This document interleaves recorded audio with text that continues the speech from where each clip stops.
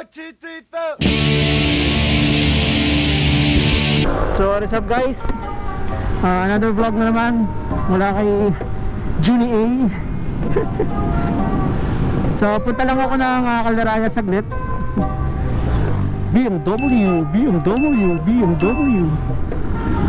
Punta lang ako ng Calderaya saglit. Alam ko nakakasawa na kasi yung itong vlog na to tsaka yung last vlog ko parang parehas sa Calderaya nagpunta. Adventure, BMW, Africa Twin. So yung last, itong vlog na to tsaka yung last vlog ko sa Calderaya din. So mananawa kayo sa view ng Calderaya lagi pagka vlog ko. Hindi kasi ako nakakalayo pa ulit. Pero bukas, Sunday, meron kaming Sunday ride. Kasama ko yung mga tiga dito sa amin sa Lumban. Calderaya lang naman tayo kaya formang kamote ulit, t-shirt lang, tsaka helmet. Ano lang naman tayo ngayon, nandyan naman sa description. So nandyan naman sa title, Calderaya ride lang. Saglit na vlogs lang naman. And minadali tayo sa Pagsangan para dun sa kasamahan ko sa ACP Laguna South Boys. Shoutout nga pala sa Aerox Club Philippines Laguna Chapter South Boys, ang South Laguna Chapter. So dadalhin ko yung nakuha ko kahapon. Hindi na ako nag-vlog kahapon nung nagpunta ako ng San Pablo pero ito na lang yung vlog ko, yung pagde-deliver ko dun sa kasamahan ko sa Pagsangan. Ito lang tayo, chill ride lang tayo ng Calderaya, tambay lang dun saglit and enjoy mo ng nature. Baka sakaling makatsyempo na ako ng magandang sunset. Yung isang araw hindi ako nakaabot ng magandang sunset. Hindi lang tayo magmamadali ngayon dito sa mga kurba kasi doon sa last vlog ko pag-akit ng Calderaya may mga konting banking, may mga aggressive riding, pero ngayon chill lang tayo, mabagal lang natakbo. O hindi naman tayo magmamadali kasi chill ride nga. Punta lang tayo saglit sa Calderaya, tambay. Uy, mangi-spot tayo ng chicks. Joke lang, hindi tayo mangi-spot ng chicks. Sakto lang, pag may mga tropa, kwentuhan. Pag wala, tambay mag-isa. So chill lang tayo nga, chill lang na ride. Enjoy lang natin yung karsada kasi karaniwan pag kumaahon ako dito hindi chill rat under lagi So ito yung isa sa favorite kong corner.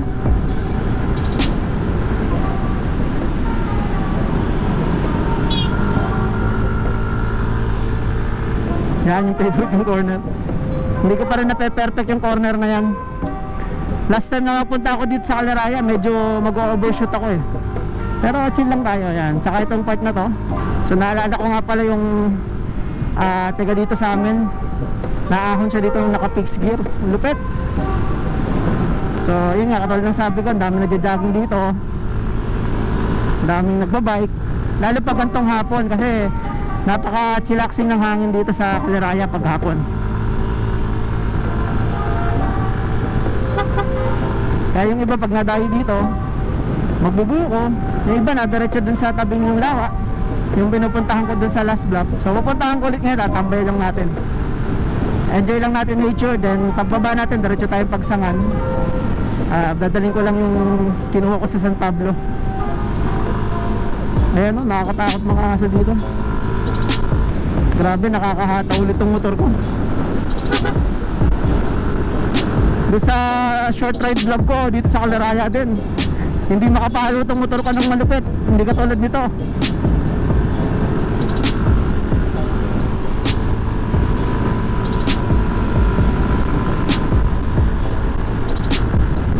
Kaya niyang magganto 70. Nung last time kasi na ano ko, hindi siya nakakahataw ng matindi. Tama lang yung andar niya, pero hindi katulad nito yung hataw na to. Umiyak ako. Hindi katulad ng hataw na to. So ito yung isang spot, mamaya pupunta ako dyan pagka medyo maganda na yung ilaw ng sunset.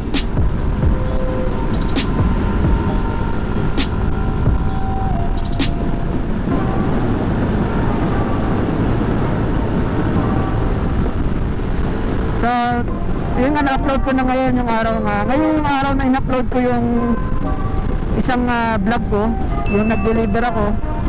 Tsaka may testing ko ng audio. So hindi ito yung tinetesting kong audio doon. Kasi ito, gamit ko na yung mic adapter. Doon, shortcut ko lang yung parang bukod na recording yung audio. So dito kasama na yon. So ganda ng banahaw ngayon, no? Admire nyo muna guys. Lalo nung isang araw, kung kahapon ba ako nagpaano isang araw, ang ganda ng banahaw. Talagang clear na clear yung ilaw. Kitang kita mo. Dumagdag sa ganda niya yung ilaw ng araw. Mga alas 4 kasi ng hapon yun. Eh ngayon mga alas 6 na ng gabi or ng hapon. And hindi ko na naabutan kasi late na rin ako nakalis. By the way, kung nakita nyo yung nakapark na bike, yun yung kay Mang Ador, yung dinadayo ng mga taga-kabilang bayan dito pag nagbabike sila. Tambay doon, ano ng konti, chill, inom ng buko. Yun kasi yung sikat na stopover dito ng mga bikers. Yung iba nga kahit magti-360 ng Kaliraya, dadaan sila dyan for buko, then diretso na ng ride, diretso dito, papuntang Kabinti. So hindi pa ako nakakapag-ride nga pala na pinakita ko yun. So mga next vlog na siguro. Kasi sigurado masasawa na kayo dito sa Kaliraya eh. Lagi na ako napunta dito pag nagbumotor tsaka nagbablog. Napaka-chill talaga dito. Lamig ng hangin, ganda ng view. Kaya nga gusto ko sanang sabi ko pag may jowa na ako, dadaling ko talaga dito. Pag paminsan-minsan wala kami nga puntahan, walang matambayan, so punta kami dito sa Kaliraya. Kasi ang ganda ng dito eh, chill na chill lang. Ito lang ang tambayan dito. Yan, ang daming sasakyan, may mga motor, ayan, ang daming tambay. Kasi dinadayo talaga ito para nagtambayan, enjoy yung view. Ayan, katulad na nakikita nyo, ang daming sasakyan ngayon, ang daming nakatambay na motor. So puntahin lang to para lang tumambay, mag-chill. Yan lang. Sana all may dewa, sana all mahal. So lipat tayo. Wala tayong profession dito, pangit ang view. Ayan.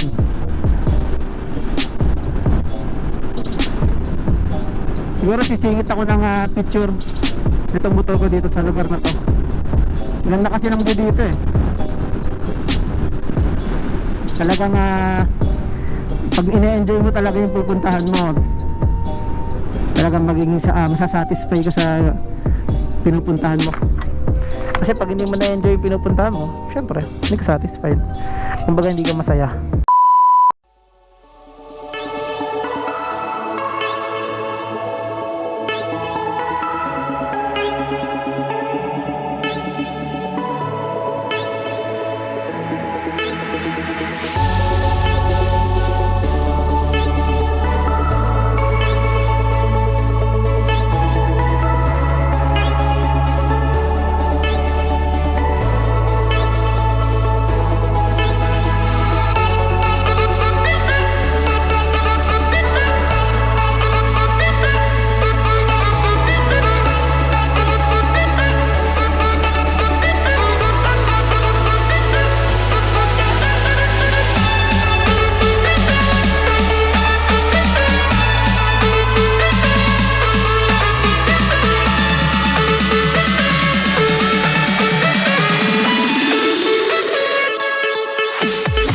Good thing talaga na may stabilizer tong camera ko na ginagamit. Kasi ang ganda rin nung hindi na nasisira yung shot mo sa mga alog-alog. Ang ganda ba dito mong picture? Hindi, mas maganda dun sa spot kanina. Okay na siguro yun, pang IG, pang Instagram, Instagrammable picture. So di tayo makaka-spot ng chicks dito, ditambay muna tayo. Tambay lang saglit, then baba na ako punta ng Paksakan.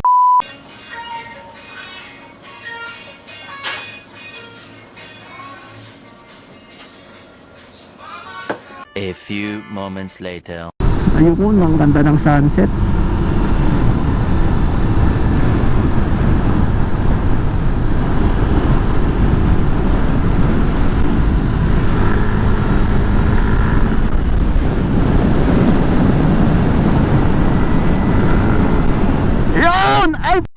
Sarap! Woo! Grabe, hindi natin nabot yung sunset.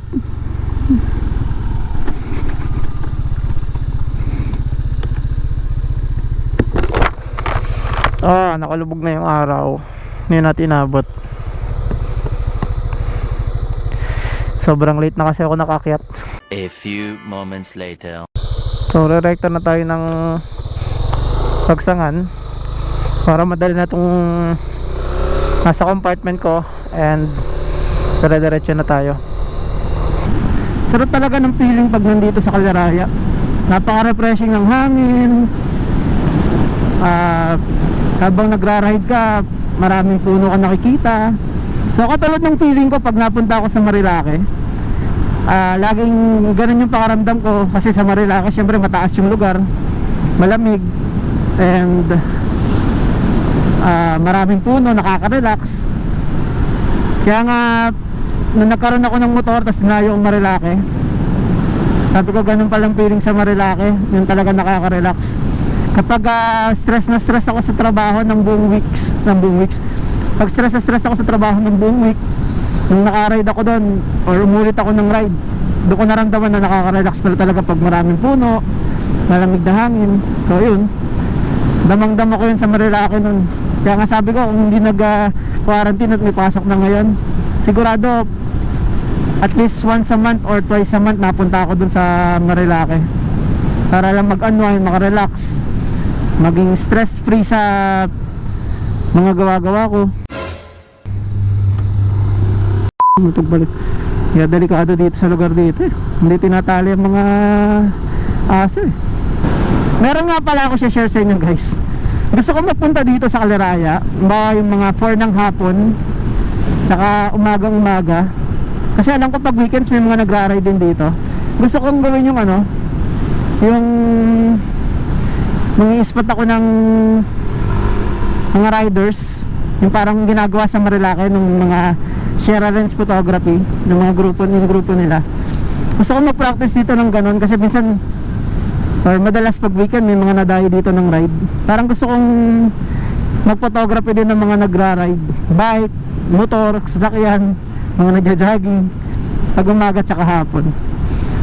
Gusto ko nga humingi ng tip kay doon sa friend ko sa Facebook, nito lang, si Sir Baynox Marvin, yung si Baynox Works. Gusto ko humingi ng tip kung ano yung ginagamit nilang setting ng camera pagka kapag nagpipicture sila sa Marilake. Kasi okay din eh, parang practice na din. Kasi marami akong spot dito na gusto kong itry din na ako naman yung pipicturean. Kasi may mga spot dito ng ganda ng lugar niya eh. Sarap pag picture ng mga nagra-ride, ng mga nagmumotor. Yung nga lang pabilisan ng kamay yun. Kasi sigurado pag grupo-grupo madami yun eh.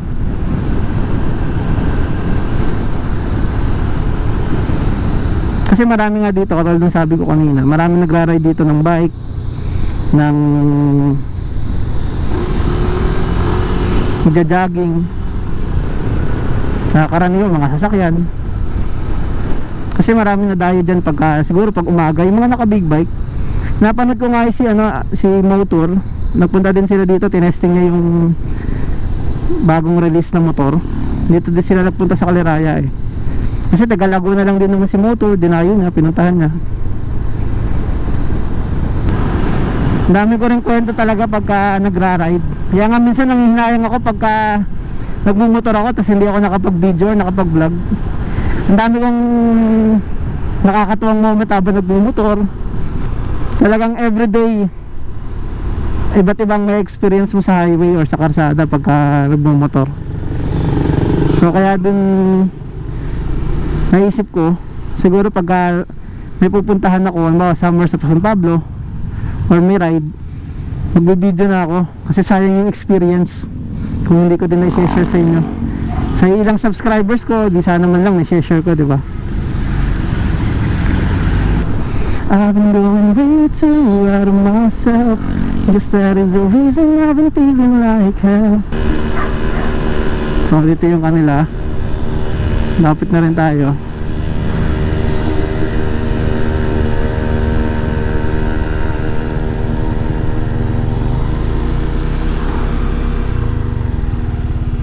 Hindi ako nagkakamali, dito yung kanila. Pinuntahan namin siya last time ng ano yun. Mag-ride nga kami. Oh.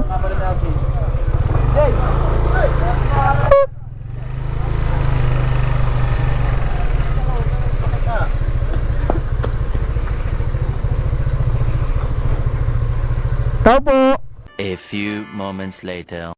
So uwi na rin tayo. Or kung may madadaanan pa sa bayan, siguro mag-iikot muna tayong konti sa bayan bago tayo mag ano, bago tayo umuwi. One eternity later. So yun nga, siguro cut ko na tong vlog kasi nakapag-ikot na naman tayo. So that's it for this vlog guys. Don't forget to like, share, and subscribe to my channel. Comment down below kung ano yung mga gusto nyo pong makita ng motovlog contents or other contents, mga unboxing. So stay safe guys. Sa mga riders natin, ride safe always. Peace out. Ciao.